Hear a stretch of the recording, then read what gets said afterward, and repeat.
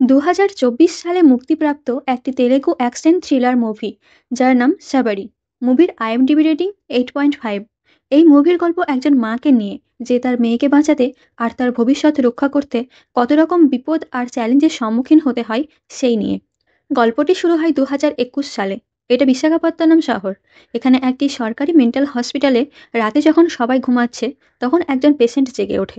সে তার ঘর থেকে বেরিয়ে আসে আর এমার্জেন্সি বক্স ভেঙে একটি কুঠার বের করে বাইরে যায়। যখন এক গার্ড তাকে দেখতে পায়, সে এমার্জেন্সি অ্যালার্ম বাজায় এবং সমস্ত গার্ড তখন হাসপাতালের দিকে দৌড়াতে শুরু করে। আর ওই মেন্টাল পেশেন্ট লুকিয়ে ওই জায়গা থেকে বেরিয়ে আসে। তারপর একজন অটো চালককে হত্যা করে তার অটোটি নিয়ে চলে যায়। সেখান থেকে বেরিয়ে সে একটি হাসপাতালে যায় আর ওই হাসপাতালের রেকর্ড রুমে গিয়ে একটি ফাইল খুলে দেখতে থাকে, যেখানে একটি মেয়ের ছবি দেওয়া রয়েছে, যা এই লোকটি বেশ রাগ নিয়ে দেখতে শুরু করে। এই লোকটির নাম সুরিয়া, যে এই গল্পের ভিলেন।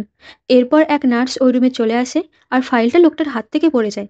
নার্স ভাবে হয়তো এখানে কেউ আছে, আর সেই সময় লোকটি নার্সকে মেরে ফেলে। তারপর সুরিয়া ওয়ার্ড বয়ের ইউনিফর্ম পরে নিয়ে নার্সের বডি স্ট্রেচারে করে সেখান থেকে নিয়ে চলে যায়। সে একটি অ্যাম্বুলেন্স নিয়ে ওই বডি তার বাড়িতে নিয়ে যায়। দেখা যায় যেখানে একটি হাসপাতালের ওয়ার্ড বয় বাঁধা ছিল। সুরিয়া তাকে ছবি দেখিয়ে বলে, এই মেয়েটির অ্যাড্রেস বল। সে বলে না, সে এই ব্যাপারে কিছুই জানে না। কিন্তু সুরিয়া মনে করে লোকটি মিথ্যে বলছে, তাই তাকে জিজ্ঞাসা করে, কখনো পোড়া মানুষের গন্ধ শুকেছিস? লোকটি ভয় পেয়ে যায়। তাকে আর ওই নার্সকে একসাথে জীবন্ত পুড়িয়ে দেয়, তার সাথে নার্স আর পুরো বাড়িটিকেও। এখন গল্পটি 2 বছর পরে দেখানো হয়, যেখানে আমরা সঞ্জনা নামে একজন মহিলাকে দেখতে পাই, যে জঙ্গলের মধ্যে দৌড়াচ্ছিল, কারণ তাকে হত্যা করার জন্য তার পেছনে কেউ ছিল। তবে যার জন্য সে ভয়ে ছুটছিল, সে আর কেউ নয়, বরং একটা মেয়ে, যার চেহারা ঠিক সঞ্জনার মতো ছিল, আর সঞ্জনাকে হত্যা করে। কিন্তু তারপর সঞ্জনা জেগে ওঠে, যার অর্থ সে স্বপ্নে এইসব দেখছিল। সে বাসে তার মেয়ে রিয়াকে নিয়ে যাচ্ছিল, কিন্তু তাকে কোথাও দেখা যাচ্ছে না। সে তাকে খুঁজতে থাকে, আর না পেয়ে পাগলের মতো আচরণ করে। এমনকি বাসের কন্ডাক্টরের সাথেও ঝামেলা করে। কিছুক্ষণ পরে সে দেখতে পায় যে তার মেয়ে বাসের পেছনে একটি কুকুরের সাথে খেলছে। তারপর তারা বাস থেকে নামে, যেখানে সে তার এক ফ্রেন্ডের সাথে দেখা করে, যে বাস স্ট্যান্ডে তার জন্য অপেক্ষা করছিল। তার ফ্রেন্ডের বাড়ি আসার পর সঞ্জনা তাকে বলে যে সে 2 দিনের মধ্যেই চলে যাবে। তারপর সে চাকরি খুঁজতে শুরু করে এবং সব জায়গায় ফোন করে, কিন্তু কেউ তাকে চাকরি দিতে চায় না। সে হতাশ হয়ে বলে যে সবাই এমবিএ এমটেক ডিগ্রি চায়, অন্যদের ডিগ্রি কি কোনো মূল্য নেই? তখন তার বন্ধু তাকে বলে যে তোর ডিগ্রিও তো পুরো করিসনি, তখন সময় থাকতে তুই পড়াশোনা ছেড়ে অরবিন্দের জন্য পাগল ছিলিস। তাছাড়া তুই উইমেন ফেডারেশনের জন্য কাজ করিস, যদিও এটা ভালো জিনিস, কিন্তু এখন একা তুই কি করবি? তোর মেয়ের যত্নই বা কিভাবে নিবি? টাকা ছাড়া এই শহরে টিকে থাকা কঠিন। তুই যে অরবিন্দের সাথে ঝগড়া করে এখানে এসেছিস, তা তোর উচিত হয়নি। এখানে বলি, সঞ্জনার স্বামী অরবিন্দ তার বসের মেয়ের সাথে পরকীয়ায় লিপ্ত ছিল, আর সঞ্জনা এসব জানতে পেরে যায়, যে কারণে অরবিন্দকে ছেড়ে তার মেয়েকে নিয়ে চলে আসে। তাই এখন তার বান্ধবীর কথা শুনে রেগে যায়। সে বলে যে আমি অন্য কোনো জায়গায় থাকবো, কিন্তু ওর বান্ধবী বলে, আরে রাগ করিস না, আমি তোকে বোঝানোর জন্য বলছিলাম। এরপর সে চাকরি খুঁজতে চায়, কিন্তু কোথাও চাকরি পায় না। এমনকি এক জায়গায় তাকে 1 লক্ষ টাকা জমা দিতে বলে, আর সঞ্জনার কাছে যদি এত টাকা থাকবেই, তাহলে সে চাকরি খুঁজতে কেন যাবে? তারপর সে একটা জায়গায় যায়, এখানে সে তাকে চাকরি দিতে রাজি হয়, কিন্তু বলে যে তুমি কাছাকাছি কোথাও একটা বাড়ি নিয়ে নাও, আমি তোমার জন্য একটা বাড়ি কিনে দেবো। দুজনের জন্য এটা সহজ হবে। এতে সঞ্জনা বুঝতে পারে যে লোকটি কি বলতে চাইছে। সঞ্জনা একটা কাজের জন্য এসেছিল, কোনো আপোষ করার জন্য নয়। তাই সে তাকে উপযুক্ত উত্তর দেয় আর সেখান থেকে চলে যায়। তার বান্ধবী তাকে বুঝিয়ে বলে যে তুই কত লোকের সাথে এভাবে লড়াই করে যাবি, বাইরের পরিবেশ তো এমনই, তুই জানিস। তুই রাহুলের সাথে দেখা করিস না কেন? বন্ধুরা, রাহুল যে কলেজে সঞ্জনার জন্য পাগল ছিল, সে সঞ্জনাকে প্রপোজও করতে যাচ্ছিল। সঞ্জনা জিজ্ঞেস করে যে সে আজকাল কি করছে। তারপর তার বান্ধবী বলে, সে শহরের একজন বড় উকিল, আমার সাথে একটি পার্টিতে দেখা হয়েছিল, তখন সে তোর কথা জিজ্ঞাসা করছিল। কিন্তু সঞ্জনা তাকে থামিয়ে দেয় এবং বলে যে আমি তার প্রতি সেভাবে ইন্টারেস্টেড নই। যদি রিয়ার জন্য কোনো ভালো স্কুল থাকে, তবে আমাকে বল, রিয়া আমার জন্য অনেক বেশি ইম্পর্টেন্ট। তারপর সঞ্জনা তার মেয়েকে একটি বড় স্কুলে নিয়ে যায়, যেখানে প্রিন্সিপাল প্রথমে রিয়ার পরীক্ষা নেয় এবং রিয়াকে খুব পছন্দ হয়। সে সঞ্জনাকে বলে যে আপনি রিয়াকে ভর্তি করাতে পারেন, কিন্তু তারপর জিজ্ঞাসা করে আপনি কি কাজ করেন।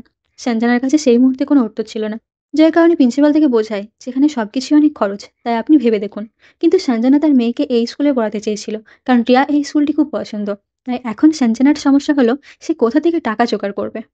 এরপর আমরা রাহুলকে কোর্টে দেখি, যে একজন উকিল এবং একই সাথে মনের দিক থেকে খুব ভালো মানুষ। সে সঞ্জনাকে দেখে খুব খুশি হয় আর তাকে অনেক কথা জিজ্ঞেস করতে থাকে। দুজনেই বসে কথা বলে এবং সঞ্জনা তাকে বলে যে তোমাকে আমার কিছু সাহায্য করতে হবে। যদি তোমার পরিচিত কোনো কোম্পানি থাকে যেখানে আমি কোনো জব পেতে পারি। রাহুল তাকে একটি কোম্পানির কথা বলে, আর বলে যে আমি ওই কোম্পানিকে অনেক সাহায্য করেছি, হয়তো আমার বলার জন্য তারা তোমাকে একটা চাকরি দেবে। আমরা দেখি সঞ্জনা যখন পরের দিন সেই কোম্পানির অফিসের দিকে যাচ্ছিল, তখন সে রাস্তায় একজন দরিদ্র মহিলাকে দেখতে পায়, যে তার সন্তানের যত্ন নিচ্ছিল এবং বেলুন ইত্যাদি বিক্রি করছিল। সেই মহিলাকে তার মেয়ের সাথে খেলতে দেখে সঞ্জনা তার মায়ের কথা মনে করে, যে তাকে কখনো একা হতে দেয়নি এবং সঞ্জনার জন্য 24 ঘন্টা পাশে ছিল। তার মা তাকে নাচ শেখায়, যার কারণে সঞ্জনা স্কুলের প্রোগ্রামে নাচে পুরস্কারও জেতে। তারপর একদিন যখন সে স্কুল থেকে ট্রফি নিয়ে বাড়ি ফিরে আসে, তখন সে দেখে যে তার মা মারা গেছে, যার কারণে সঞ্জনা ভেতর থেকে খুব ভেঙে পড়ে এবং তার বাবাকে জড়িয়ে ধরে কাঁদতে শুরু করে। কিছুদিন পর সঞ্জনার বাবা আবার বিয়ে করে আর সঞ্জনার জন্য দ্বিতীয় মা আনে। সঞ্জনা তাকে মোটেও পছন্দ করে না, এমনকি সেই মহিলাও সঞ্জনার উপর খুব রেগে থাকতো। সঞ্জনার ক্লাস বিকেল 5টায় শেষ হয়, কিন্তু সেদিন সে সন্ধ্যে 6টায় বাড়ি ফিরে আসে। তার সৎমা তাকে জিজ্ঞাসা করে যে কোথায় ছিল। সঞ্জনা যখন উত্তর দেয় যে সে প্রাইভেট ক্লাস করতে গিয়েছিল, তখন তার বাবা তাকে থাপ্পড় মারে। এভাবেই সঞ্জনার ছোটবেলা একদম বিগড়ে যায়। কয়েক বছর পর সঞ্জনা বড় হয় আর কলেজে পড়ার সময় সে অরবিন্দের প্রেমে পড়ে এবং তাকে বিয়ে করতে চায়। সে তাকে তার বাড়িতে নিয়ে আসে আর তাকে তার মায়ের সাথে পরিচয় করিয়ে দেয়, অর্থাৎ তার মায়ের ছবির সামনে। সে বলে যে সে অরবিন্দকে বিয়ে করতে চায়, কিন্তু সঞ্জনার বাবা এসব মেনে নেয় না। তাই সঞ্জনা অরবিন্দের সাথে তার বাড়ি ছেড়ে তার আন্টির সাথে থাকতে শুরু করে, যিনি সঞ্জনাকে নিজের মেয়ের মতো যত্ন নেন। অবশেষে সঞ্জনা রিয়ার জন্ম দেয়, যার কারণে পুরো পরিবার খুব খুশি ছিল। তারপর একদিন অরবিন্দ মুম্বাইতে চাকরি পায়, যার কারণে অরবিন্দ সঞ্জনা এবং তাদের মেয়ে রিয়াকে নিয়ে মুম্বাইতে চলে যায়। এবং কয়েক মাস পর একদিন তার সৎ মায়ের কাছ থেকে ফোন আসে, যে বলে যে সঞ্জনার বাবা মারা গেছে। তার সৎ মা তাকে বলে যে তুমি ছাড়া আমার আর কে আছে, এখন পুরনো ঝগড়া ভুলে যাও আর বাড়ি ফিরে এসো। এই কথা বলার জন্য সে তৎক্ষণাৎ তার স্বামীর অফিসে পৌঁছায়, যেখানে তার সহকারী সঞ্জনাকে ভিতরে ঢুকতে দেয় না। সঞ্জনা জোর করে ভিতরে গেলে সে তার স্বামীর পরকীয়া সম্পর্কে জানতে পারে। সঞ্জনা রেগে সেখান থেকে বাড়ি চলে আসে আর তার কাপড় গোছাতে থাকে বাড়ি ছেড়ে চলে যাওয়ার জন্য। আর অরবিন্দ তাকে বোঝায় যে কর্পোরেট জগতে তো এইসব ব্যাপার নর্মাল, কিন্তু সঞ্জনা তার বাড়ি থেকে তার মেয়েকেও সাথে নিয়ে চলে যায়। আবার গল্পটি বর্তমানে আসে এবং আমরা দেখতে পাই যে সঞ্জনা যখন রাহুলের বলে দেওয়া অফিসে পৌঁছায় এবং তার ইন্টারভিউ দেয়, তখন বস তার যোগ্যতা দেখে বলে যে আমার মনে হয় আমি তোমাকে চাকরি দিতে পারবো না। সঞ্জনা এখানে যে কোনো কাজ করতে প্রস্তুত ছিল, কিন্তু সঞ্জনাকে সেই সুযোগ দেওয়া হয় না। তারপর একজন সহকারী সেখানে এসে বলে যে সেখানে জুম্বা টিচার অনেকদিন ধরে আসছে না, যার কারণে সবাই খুব রেগে আছেন। বস বলেন তাহলে অন্য কাউকে নিয়ে এসো তাড়াতাড়ি। সঞ্জনা এটা শুনে বলে যে আমি কি এই কাজটা করতে পারি, আমি স্কুলেও নাচতাম। বস বলে যে নাচ আর জুম্বা খুব আলাদা কাজ, বড় বড় লোকেরা জুম্বার জন্য আসে যদি তাদের কোনো স্বাস্থ্যগত সমস্যা হয়। সঞ্জনা বলে যে এরকম কিছুই হবে না, এটা আমার গ্যারেন্টি। কিন্তু তার আগে তার পরীক্ষা নেওয়া হয় এবং তাকে ক্লাস হলে আনা হয়। তারপর সেখানে একটি ভিডিও দেখার পর সে জুম্বা করে, যা বস এবং বাকি সবাই খুব পছন্দ করে এবং তারা সঞ্জনাকে জব দেয়। এরপরে তার মেয়ে সেই বড় স্কুলে যেতে শুরু করে এবং সঞ্জনা নিজের জন্য একটি নতুন বাড়ি খুঁজে নেয়, যা শহর থেকে অনেক দূরে। কিন্তু ব্যাপার হলো যে এটি সেই একই বাড়ি যা আমরা শুরুতে দেখেছিলাম, যা 2 বছর আগে সেই মেন্টাল পেশেন্ট অর্থাৎ সুরিয়া পুড়িয়ে দিয়েছিল। এবং সেখানকার দালাল যে সঞ্জনাকে বাড়িটি দেখাচ্ছিল, সে একটা তালা দেওয়া রুম দেখিয়ে বলে যে এটি না খুলতে, আর সঞ্জনার বাড়িটি পছন্দ হয়। তারপর আমরা মুম্বাইতে দেখি যে অরবিন্দ এখন কোম্পানির ম্যানেজিং ডিরেক্টর। সে রিপোর্টারদের সাথে তার ইন্টারভিউ দিচ্ছে। একজন রিপোর্টার তাকে জিজ্ঞাসা করে যে আপনি সিইওর মেয়ের সাথে রিলেশনে আছেন, এই কারণেই আপনার ম্যানেজিং ডিরেক্টর পদটি পেয়েছেন। আপনি কি এই বিষয়ে কিছু বলতে চান? এবং আমি শুনেছি আপনার স্ত্রী এবং মেয়ে আপনাকে ছেড়ে চলে গেছে, কারণ আপনি অন্য একটি রিলেশনে আছেন। অরবিন্দ এইসব দেখে খুব রেগে যায় আর কেবিনে ফিরে আসে। এই সব কিছুর জন্য সে সঞ্জনাকে দোষারোপ করে, বলে যে এইসব কিছু এই সঞ্জনার কারণেই হচ্ছে। তাই সে ভাবে যে কোনো কারণে যদি সে সঞ্জনাকে দোষী করতে পারে, তাহলে সে বেঁচে যাবে। তাই সে এখন যে কোনো উপায়ে তার মেয়ে রিয়াকে ফিরে পেতে চায়। অন্যদিকে আমরা সঞ্জনাকে দেখতে পাই যে তার মেয়ের সাথে তার আন্টির সাথে দেখা করতে গিয়েছিল। তারা দুজনে কথা বলছিল, যখন তার আন্টি বলে যে তুমি মুম্বাইতে শিফট হওয়ার 2 মাস পরে একজন লোক তোমাকে খুঁজতে এখানে এসেছিল। আমরা দেখি সুরিয়া যে সঞ্জনাকে খুঁজছিল এবং সে তার আন্টিকে গলা টিপে ধরে বলে যে আমি যদি ওকে না পাই, তাহলে আমি তোকে মেরে ফেলবো, কারণ ওর কাছে আমার মেয়ে আছে।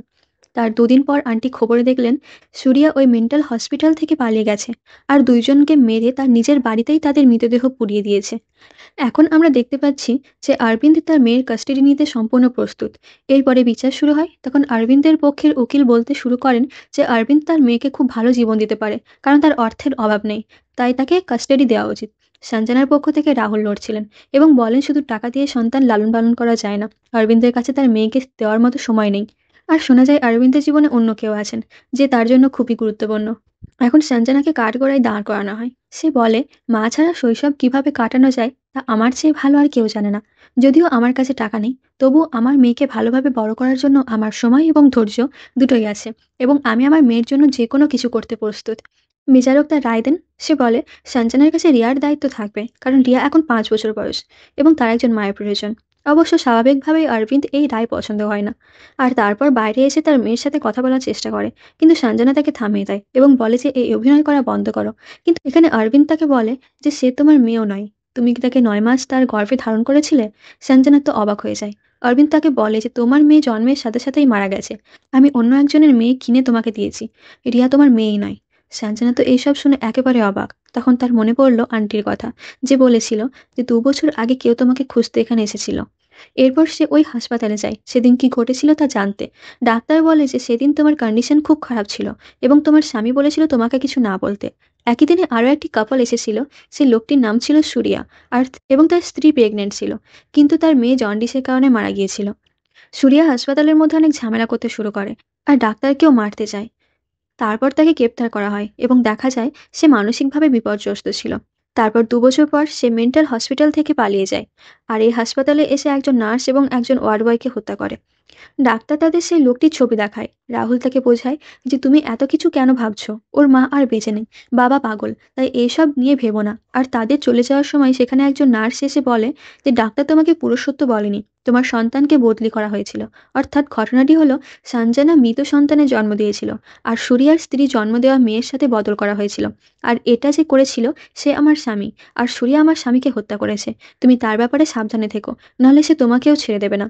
তারপর হাসপাতাল থেকে বেরিয়ে আসার সাথে সাথে সে সুরিয়াকে দেখতে পায়, যার হাতে একটি কুঠার ছিল। এটা দেখে সে ভয় পেয়ে ভিতরে ফিরে আসে এবং রাহুলকে বলে, কিন্তু ততক্ষণে সুরিয়া সেখান থেকে পালিয়ে যায়। এরপর সঞ্জনা বাড়ি যায়, কিন্তু সুরিয়া তার বাড়ি পর্যন্ত চলে যায়। সে ইউটিউব দেখে সুরিয়ার মার্ডারের নিউজ দেখছিল, যেখানে সে দুজনকে মেরে তার বাড়ি জ্বালিয়ে দেয়। আর এই ঘরটা সঞ্জনার নতুন ঘরটার মতো ছিল, তার মানে আসলে সে ওই খুনির এই ঘরেই ছিল। তারপর সেখানে সুরিয়া আসে। সে বলে যে এতক্ষণে তাহলে নিশ্চয়ই সবকিছু বুঝে গেছো, তাই ভালোভাবে বলছি আমার মেয়েকে ফিরিয়ে দাও, না হলে তোমাকে হত্যা করা ছাড়া আমার আর কোনো উপায় থাকবে না। কিন্তু সে দৌড়ে গিয়ে তার ঘরে ঢুকে দরজা বন্ধ করে দেয়, আর বাড়ির সেই ঘরে যায় যেখানে ওই দালাল তাকে যেতে নিষেধ করেছিল। সেখানে সে একটি ছবি দেখতে পায়, যা সুরিয়ার, অর্থাৎ ওই বাড়ির মালিক সুরিয়া নিজেই। সুরিয়া তার সামনে চলে আসে। স্বাভাবিকভাবে এটা তার নিজের বাড়ি, আর সঞ্জনা ছুটে জঙ্গলের মধ্যে চলে যায়। কিন্তু সে একটি পাথরে আঘাত লেগে পড়ে যায় এবং সুরিয়া তার সামনে এসে ওই কুঠা দিয়ে আক্রমণ করে। পরের দিন সকালে যখন রিয়া ঘুম থেকে ওঠে, তখন সে তার মাকে দেখতে পায় না। সে সঞ্জনাকে খুঁজতে জঙ্গলে যায়, আর সেখানে অজ্ঞান অবস্থায় পড়ে থাকতে দেখে। এরপর সঞ্জনা রাহুলকে সব বলে যে সুরিয়া এসেছিল, সুরিয়া তার সাথে কথা বলেছিল, কিন্তু রাহুল তাকে বিশ্বাস করছিল না এবং জিজ্ঞাসা করে যে যদি সে তোমার সামনে এসেছিল তাহলে সে রিয়াকে ছেড়ে চলে গেল কেন? সে বলে কারণ ওই বাড়িটি তার এবং আমাকে ওই বাড়ি থেকে বেরিয়ে যেতে হবে। রাহুল বলে যে ঠিক আছে, তাহলে পুলিশের সাহায্য নেওয়া উচিত। কিন্তু সঞ্জনা বলে যে এটা তাদেরও দোষ, কারণ অরবিন্দ অন্য বাচ্চা নিয়ে গেছে। কিন্তু রাহুল তাকে বোঝায় যে সুরিয়া কেবল খুন করে আর রিয়ার সাথে কোনো সম্পর্ক নেই। আর তারপর তাকে তাদের বাড়ির পার্টিতে ইনভাইট করে। এখন সঞ্জনা রিয়ার সাথে পার্টিতে পৌঁছায়, আর রাহুল তাদেরকে দেখে খুব খুশি হয়। কিন্তু রাহুলের মা তাকে সঞ্জনার সাথে দেখে খুশি মনে হচ্ছিল না, কারণ অন্য কাকিমারা পাশ থেকে টন্ট করছিল, বলছিল যে রাহুল তো তোমার জন্য বৌমা খুঁজে পেয়েছে এবং সার্ভের সাথে একটি সাবানও ফ্রি। এখন সে দেখতে পায় যে তার ছেলে সঞ্জনার সাথে অনেক মেলামেশা করছে, তাই সঞ্জনাকে একা দেখে সে তাকে ধমক দেয় এবং বলে যে তোমার এক সম্পর্ক কাজ করেনি, এখন তুমি আমার ছেলেকে ফাঁদে ফেলার চেষ্টা করছো। তুমি যদি ওর জীবন থেকে চলে যাও তাহলে ভালো হবে। এখন সে ওই রাতেই বাড়ি থেকে বেরিয়ে যায় আর বাড়ি যাওয়ার জন্য যেতে থাকে। কিন্তু তারপর সুরিয়া তার দুজনের পেছনে ধাওয়া করে। দুজনেই দৌড়াতে শুরু করে, কিন্তু তাড়াহুড়োয় সঞ্জনা ধাক্কা খেয়ে পড়ে যায়। রিয়া ওই সময় চিৎকার করে। সে সময় পুলিশ অফিসার সেখানে যায় এবং তারা পড়ে থাকা সঞ্জনাকে হসপিটালে ভর্তি করে। তার সেই ফ্রেন্ড তার সাথে দেখা করতে আসে এবং বলে সে এই কয়েকদিন রিয়ার যত্ন নেবে, তাতে সঞ্জনা তাড়াতাড়ি সুস্থ হয়ে উঠুক। রাহুল ক্ষমা চায় যে সে আগে সঞ্জনাকে বিশ্বাস করেনি এবং বলে এসিপি রমেশ একজন ক্রাইম ব্রাঞ্চ অফিসার এবং সে এই মামলা তদন্ত করছে এবং এখন থেকে সুরিয়া তোমাকে আর বিরক্ত করবে না। আর পরের দিন যখন রিয়া স্কুল থেকে বাড়ি ফিরতে তার আন্টির জন্য অপেক্ষা করছিল, সুরিয়া সেখানে পৌঁছায়। তাকে সেখান থেকে নিয়ে যায়, কিন্তু তখন একটি গাড়ি এসে সুরিয়াকে ধাক্কা দেয় এবং দুজনেই রাস্তায় পড়ে যায়। আর সাথে সঞ্জনাও হঠাৎ জেগে ওঠে এবং ওই অবস্থায় তখনই বেরিয়ে আসে। নার্স তাকে বলে যে আপনার ঘরের ভিতরে যাওয়া উচিত, কিন্তু সঞ্জনা বলে সে একটা ফোন করতে চায়। সে রাহুলকে ফোন করে বলে যে সে রিয়ার জন্য খুব টেনশন হচ্ছে। যখন সে তার সাথে দেখা করতে যায়, সঞ্জনা তাকে চিৎকার করে বলে যে সে রিয়ার যত্ন নিচ্ছে না কেন, সুরিয়া তাকে মেরে রিয়াকে নিয়ে যাবে। কিন্তু রাহুল তাকে চিৎকার করে বলে সুরিয়া কিছুই করতে পারবে না, কারণ সুরিয়া মারা গেছে। সঞ্জনা তো অবাক হয়ে যায় এবং ভাবে তাহলে সে কাকে দেখছে। এসিপি রমেশ একটি ভিডিও দেখায় যেখানে দুর্ঘটনায় সূর্যের মৃত্যু হয়। আর রাহুল সঞ্জনাকে সে সিসিটিভি ফুটেজ দেখায়, যেখানে আমরা দেখতে পাই যে পার্টি রাতে যখন সে বাড়ি ফিরছিল তখন কেউ তার পিছু নেয়নি। সে এরকমই তার মেয়েকে নিয়ে পালিয়ে যাচ্ছিল, অর্থাৎ সুরিয়া তার কল্পনা মাত্র, এরকম তার হ্যালুসিনেশন। রাহুল বলে যে তোমার অবস্থা সম্পর্কে আরও জানতে আমি একজন সাইকিয়াট্রিস্টের সাহায্য নিয়েছিলাম এবং সেই সাইকিয়াট্রিস্ট তার সৎ মায়ের সাথে দেখা করে জিজ্ঞাসা করে শৈশবে সঞ্জনার আচরণ কেমন ছিল। সৎ মা বলতে শুরু করে তার মাকে সে খুব মিস করতো এবং আমার সাথে থাকতে চাইতো না। ও ঘরের মধ্যে একা কারোর সাথে কথা বলতো, যেখানে কেউ ছিল না, অর্থাৎ সে তার মাকে হ্যালুসিনেট করতো। স্কুল থেকেও সঞ্জনার নামে ঝগড়া মারামারির অভিযোগ আসতো, সে কারণেই সঞ্জনার বাবা তাকে হোস্টেলে ভর্তি করে। সাইকিয়াট্রিস্ট বলে যে শৈশবে সে তার মায়ের ভালোবাসা পায়নি বলেই আজ তার এই অবস্থা। অরবিন্দ তার সাথে যা করেছে তাতে সঞ্জনার অবস্থা আরও খারাপ হয়ে গেছে এবং যখন সে হাসপাতালে সুরিয়ার ছবি দেখে তখন থেকেই বিভিন্ন জায়গায় সে সুরিয়াকে দেখতে পায়। তার অবস্থা জানার পর সঞ্জনার অবস্থা আরও খারাপ হয়ে যায় এবং সে ভাবে কেউ যদি তার মেয়েকে ছিনিয়ে নেওয়ার চেষ্টা করে তাহলে সে বাঁচবে না। রাহুল তাকে বলে যে তোমার অবস্থা সম্পর্কে আমি ছাড়া আর কেউ জানে না এবং আমি রিয়াকে তোমার কাছ থেকে দূরে যেতে দেবো না। সে তার মেয়েকে স্কুল থেকে নিতে যায়। প্রথমে রিয়া খুব অভিমান করেছিল, কারণ তার মা তার হোমওয়ার্ক করে না। সঞ্জনা হেসে বলে ঠিক আছে, আমি তোমার হোমওয়ার্ক করে দেবো। এখানে আমরা দেখতে পাই যে সুরিয়া আসলে বেঁচে আছে। জানা যায় যে যখন তার অ্যাক্সিডেন্ট হয়েছিল তখন তাকে মৃত ভেবে মর্গে রাখা হয়েছিল, কিন্তু কিছু সময় পর সে মর্গ থেকে পালিয়ে যায় এবং সেই ডাক্তারের বাড়িতে পৌঁছায় আর জিজ্ঞাসা করে সঞ্জনা কোথায়, তার মেয়ে রিয়া কোথায়। কিন্তু ডাক্তার বলে যে সে সঞ্জনাকে চিনতে পারে না আর বলে যে সমস্ত রেকর্ড ওই ড্রয়ারে রাখা আছে, ওগুলো দেখতে পারো। সুরিয়া রেকর্ড দেখতে শুরু করে। তখন ডাক্তার তাকে দরজা বন্ধ করে বাইরে এসে সাহায্যের জন্য কাউকে কল করে, কিন্তু সুরিয়া সেই সময় বেরিয়ে এসে ডাক্তারের গলা কেটে তাকে হত্যা করে। পরের দিন সকালে সঞ্জনা তার মেয়ে রিয়াকে নিয়ে একটি শপিং মলে যায় এবং সেখানে রিয়া একটি খেলনা খুব পছন্দ করে। সঞ্জনা রিয়াকে কিছু খাবার দিয়ে টেবিলে বসিয়ে রেখে ডাক্তারের সাথে কথা বলতে চায়। রিয়া সুরিয়ার পেছনে পেছনে যেতে শুরু করে, কারণ সুরিয়ার ব্যাগে একই খেলনা ঝুলছিল। সঞ্জনা জানতে পারে যে ডাক্তার গত রাতে মারা গেছে। তারপর সে রিয়াকে কোথাও দেখতে পাচ্ছে না। এসিপি রমেশও সেখানে থাকে এবং সঞ্জনা তার কাছে সাহায্য চায় এবং তাকে রিয়াকে খুঁজে বের করতে বলে। তারপর তারা রিয়াকে দেখতে পায় যে সুরিয়ার সাথে আছে। সুরিয়া সেখান থেকে পালিয়ে যায় এবং সঞ্জনা তার মেয়েকে বকা দিতে শুরু করে যে তুমি কাউকে না জানিয়ে কোথায় গিয়েছিলে। দেখা যায় রিয়া ওই একই খেলনা নিয়ে খেলছিল। এটা দেখে সঞ্জনা তাকে জিজ্ঞাসা করে যে তুমি এটা কোথা থেকে পেলে। রিয়া বলে যে একজন দাড়িওয়ালা কাকা এটা আমাকে শপিং মলে দিয়েছিল। এটা শুনে সে তৎক্ষণাৎ রাহুলকে ফোন করে, বলে সুরিয়া মারা যায়নি, কিন্তু সে সঞ্জনার কথা বিশ্বাস করে না, কারণ সে মনে করে সুরিয়া মারা গেছে। এখন কিছুক্ষণ পর সুরিয়া সঞ্জনার বাড়িতে পৌঁছায় এবং সে রিয়াকে কিডন্যাপ করে পালিয়ে যায়। সঞ্জনা তার পেছনে দৌড়ায়, কিন্তু সে তার মেয়েকে বাঁচাতে পারে না। তাকে তখনই হাসপাতালে ভর্তি করা হয় এবং সিসিটিভি ফুটেজে রমেশ দেখতে পায় যে সুরিয়াই রিয়াকে কিডন্যাপ করেছিল। সে তখনই রাহুলকে এ বিষয়ে জানায়। রাহুল যখন ডাক্তারের সাথে কথা বলে তখন ডাক্তার তাকে বলে যে এমন অনেক ঘটনা আছে যেখানে দুর্ঘটনার পরে একজন ব্যক্তির হার্টবিট বন্ধ হয়ে যায়, কিন্তু সিপিআর দেওয়ার পরে সে জীবিত হয়ে ওঠে। সঞ্জনা জ্ঞান ফিরে পায়। রাহুল তার কাছে ক্ষমা চায় যে সে তাকে আবার বিশ্বাস করেনি এবং বলে তারা রিয়াকে খুঁজে বের করবে। কিন্তু সঞ্জনা বলে যে এটা এত সহজ হবে না, অলরেডি 24 ঘন্টা হয়ে গেছে, সে কি করবে। এসিপি রমেশ রাস্তায় চেকিং শুরু করে আর সে সুরিয়াকে সেখানে দেখতে পায়, কিন্তু যখন সে গাড়ির কাছে পৌঁছায় সুরিয়া গাড়িতে নেই। সে রিয়াকে নিয়ে জঙ্গলের মধ্যে পালিয়ে যায়। সে জঙ্গলের মাঝখানে একটি পুরোনো বাড়িতে আসে এবং রিয়াকে সেখানে রেখে যায়। কিছুক্ষণ পর যখন রিয়া জ্ঞান ফিরে পায় সে দেখতে পায় সুরিয়া ঘুমাচ্ছে। রিয়া সাবধানে সুরিয়ার ফোন বের করে তার মাকে ফোন করে। সে তার মায়ের সাথে কথা বলছিল, ঠিক তখন সুরিয়া পেছনে চলে আসে। সে ফোন ধরে সঞ্জনার সাথে কথা বলে। সঞ্জনা বলে যে তার মেয়েকে ছেড়ে দেওয়ার জন্য তাকে যে কোনো কিছু দিতে প্রস্তুত। সুরিয়া বলে যদি তুমি আমাকে 1 কোটি টাকা দিতে পারো তাহলে এখনই নিয়ে এসো। সঞ্জনা ভাবে তার কাছে এত টাকা নেই, তবুও সে বলে সে কোনোভাবে টাকার ব্যবস্থা করবে। সুরিয়া তাকে হুমকি দেয় যে যদি সে পুলিশের কাছে যায় তাহলে রিয়া বাঁচবে না। সে গিয়ে তার বসের সাথে টাকার ব্যবস্থা করার জন্য কথা বলে, কিন্তু বস তাকে ঋণ দিতে স্পষ্টভাবে অস্বীকার করে। তার বন্ধু তাকে পরামর্শ দেয় যে অরবিন্দকে ফোন করে তার সাহায্য চাওয়ার এটা সঠিক সময়। সে অরবিন্দকে ফোন করে এবং বলে যে রিয়াকে কিডন্যাপ করা হয়েছে এবং তাকে বাঁচাতে তারা 1 কোটি টাকা প্রয়োজন এবং সে পরে পুরো টাকা অরবিন্দকে দিয়েও দেবে। অরবিন্দ তাকে বলে তুমি একটুও বদলাওনি, তুমি এখনো টাকা দেওয়ার কথা বলছো, তুমি কেন আমাকে বলো না যে তুমি আমার সাথে থাকতে চাও। এখন সে তাকে বলে যে আমাদের মধ্যে পার্থক্য আছে, কিন্তু রিয়া আমারও মেয়ে। তোমার অ্যাকাউন্ট নাম্বার পাঠাও, আমি তোমাকে টাকা পাঠাবো, কিন্তু একটা শর্তে, যে রিয়া ফিরে এলে সে আমার সাথেই থাকবে এবং তোমার আর তার মধ্যে কোনো সম্পর্ক থাকবে না। সঞ্জনা তাকে বলে তুমি কোথায় বদলে, তুমি এখনো ব্যবসার কথা বলছো। সুরিয়া রিয়াকে বিক্রি করতে চাই এবং তুমি তাকে কিনতে চাও। অরবিন্দ রেগে যায় এবং সাহায্য করতে অস্বীকার করে। তখন সঞ্জনা নিজের জন্য একটি বন্দুক কিনে রাহুলকে ভয়েসমেল পাঠায় যে সে তার মেয়েকে বাঁচাবে। এখন সে একা সুরিয়ার মুখোমুখি হয়। সুরিয়া এবং সঞ্জনার মধ্যে ঝগড়া হয় এবং সঞ্জনা তাকে গুলি করে। সুরিয়া তাকে বলে যে আমার কিছু হয়ে গেলেও তুমি তোমার মেয়েকে বাঁচাতে পারবে না, কারণ আমি অন্য একজনের অর্ডারে এসব করছি। যার অর্থ হলো সুরিয়াকে নিয়ন্ত্রণ করার জন্য অন্য কেউ আছে। আমরা দেখতে পাই যে এটি আর কেউ নয়, বরং অরবিন্দ। জানা যায় যে সুরিয়া তার মেয়ের খোঁজে অরবিন্দের কাছে গিয়েছিল, কিন্তু সুরিয়া তাকে প্রচুর টাকা দেয় এবং বিনিময়ে রিয়াকে এনে দিতে বলে। সুরিয়া অরবিন্দের জন্য রিয়াকে খুঁজছিল এবং সে সঞ্জনার কাছে প্রতিশোধ নিতে চায়, কারণ সঞ্জনার জন্য তার কেরিয়ার খারাপ হয়ে যায়। কারণ সবাই অরবিন্দকে নিয়ে মজা করতে শুরু করে। অরবিন্দ জানতে পারে যে রাহুল সঞ্জনাকে পছন্দ করে। তাই সে সবাইকে বলবে যে সঞ্জনার একটি অন্য রিলেশন রয়েছে এবং এই খবর প্রকাশের পর সে রিয়াকে পাবে এবং লোকে তাকে ভালো চোখে দেখবে। তারপর হঠাৎ সে বন্দুক বের করে সুরিয়াকে গুলি করে ফেলে। কারণ সে তার ক্রাইমের কোনো প্রমাণ রাখতে চায় না। এবার সঞ্জনার পালা। কিন্তু তারপর সঞ্জনাকে বাঁচাতে রাহুল আসে এবং তারপর রাহুল এবং অরবিন্দের মধ্যে মারামারি শুরু হয়। সঞ্জনা তার মেয়ে রিয়াকে খুঁজে পায় আর দৌড়াতে শুরু করে। কিন্তু অরবিন্দ সঞ্জনাকে মারতে শুরু করে এবং রিয়াকে পেছনে ধাক্কা দিয়ে ফেলে দেয়। সঞ্জনা ভীষণ রেগে যায় এবং অরবিন্দকে জোরে ধাক্কা দেয়, যার ফলে সে পেছনে পড়ে যায় এবং একটি ধারালো লাঠি তার পেটে ঢুকে যায়, যার ফলে অরবিন্দ ওখানেই মরে যায়। সঞ্জনা তার মেয়েকে জড়িয়ে ধরে এবং তারপর সঞ্জনা, রিয়া এবং রাহুল সেখান থেকে চলে যায়। সঞ্জনা এবং রিয়া এখন সুখে থাকে এবং সিনেমাটি এখানে শেষ হয়। ভিডিওটি যদি আপনাদের ভালো লেগে থাকে তাহলে লাইক করুন এবং চ্যানেলটি সাবস্ক্রাইব করুন।